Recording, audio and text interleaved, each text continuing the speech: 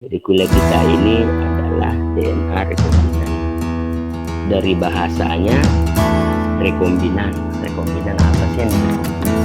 Ada kata kombinasi ya.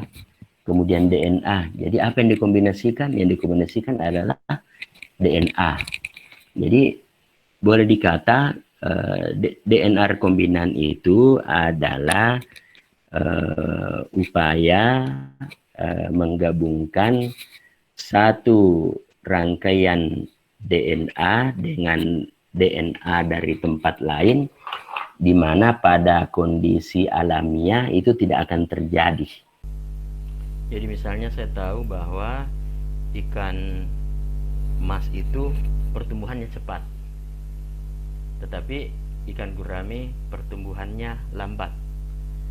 Dan saya ingin memindahkan DNA dari ikan mas yang menentukan pertumbuhan yang cepat ke ikan gurame, supaya ikan gurame juga bisa tumbuh lebih cepat.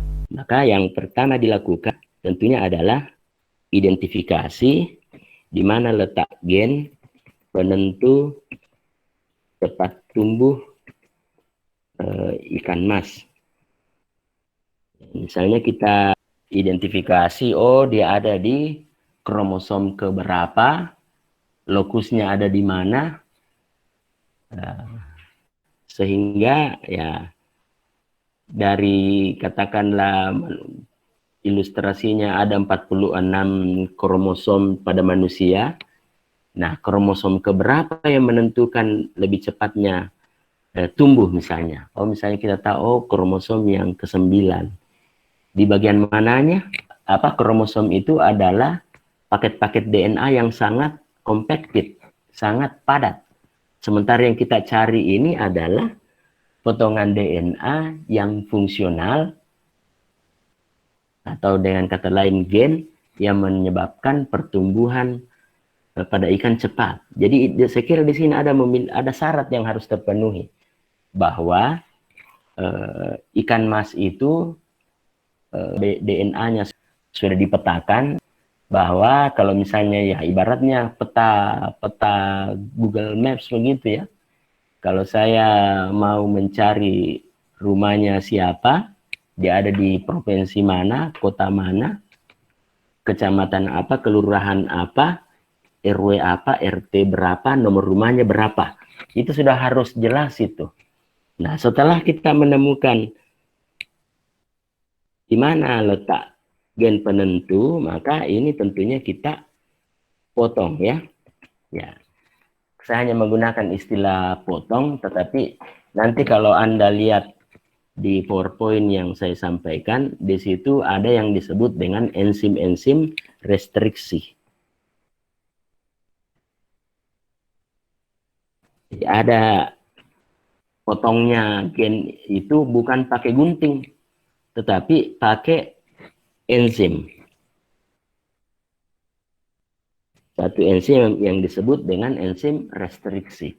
Dan umumnya enzim-enzim restriksi ini sudah diidentifikasi bahwa kalau yang potongan gen yang berujung misalnya dengan basa, ada yang disebut dengan basa ya, ada adenin ya, ada guanin ya, ada timin segala macamnya. Jadi berdasarkan basa-basa itu sudah ada enzim-enzim restriksi yang khas. Jadi sebagaimana yang saya sampaikan tadi, bahwa sudah dipetakan. Kalau sudah dipetakan berarti sudah dikenal betul, berarti sudah ditahu ujungnya apa, sudah ditahu juga pemotongnya apa ya, enzim restriksinya seperti apa. Nah, kemudian yang ketiga, potongan gen yang diperoleh ini harus diperbanyak dulu. Nah, bagaimana cara memperbanyak? Nah, di dalam pada bakteri, jadi kalau kemarin kita cerita tentang DNA yang bentuknya double helix ya, Nah, ternyata di bakteri juga ini, bakteri terdapat tuh bentuknya sirkular yang dikenal dengan nama plasmid ya. Nah, kemudian plasmid diambil, kemudian potongan gen dari ikan mas tadi disambung ke plasmid dari bakteri tersebut. Inilah yang disebut sebenarnya DNA rekombinannya. Jadi ini DNA-nya bakteri gabung dengan DNA-nya ikan mas. Itulah yang disebut sebenarnya DNA rekombinan ya. Jadi kombinasi antara dua potongan gen yang secara alami tidak akan bisa tidak terdapat secara alami. Nah, plasmid ini kemudian dimasukkan kembali ke bakteri. Tadi plasmid yang tadi kita keluarkan dari bakteri, sesudah kita sambung dengan gen yang menjadi penentu cepat besarnya dari ikan mas, itu dikembalikan kepada bakteri. Nah, setelah plasmid dikembalikan ke bakteri, bakteri dibiakkan, ya, dikasih makanan, dikasih apa yang dia suka, karbohidrat, protein, lemak, atau apakah yang sesuai dengan pengetahuan dia, ilmu pengetahuan paling dibutuhkan atau paling membuat dia cepat berkembang, itulah yang dihasilkan. Nah, kemudian setelah banyak, berikutnya adalah panen gen yang dari penentu secepat tumbuh dari ikan mas. Jadi setelah ini membelah diri sangat banyak, berarti kita mungkin bisa temukan puluhan juta bakteri. Nah, kita panen. Jadi dengan teknik tertentu, plasmidnya diambil, kemudian dengan enzim restriksi lagi tadi, kita potong-potong yang hitam ini, yang gen penentu cepat dari ikan mas itu, sehingga kita akan memiliki banyak sekali gen penentu cepat tumbuh. Proses berikutnya adalah menyisipkan potongan gen dari ikan mas. Bagaimana caranya? Kalau pada ikan, maka potongan-potongan gen yang kita sudah panen tadi ini, itu disisipkan di telur. Itu punya semacam lubang ya, atau kita sebutlah pintu atau apa, tempat maksudnya sperma membuahi sel telur. Lubang ini juga yang menjadi di tempat masuknya gen penentu cepat tumbuh ikan mas tadi. Nah, supaya dia bisa masuk dan menyatu, ya ini ada lagi teknologinya di sini. Ya, seperti tadi ada shock listrik, ada shock suhu atau bahan kimia. Apa ini yang menjadi teknologinya lah. Bagaimana sehingga ketika fertilisasi, di mana sperma akan membuahi sel telur dari, jadi spermanya ikan gurami akan membuahi sel telurnya ikan gurami.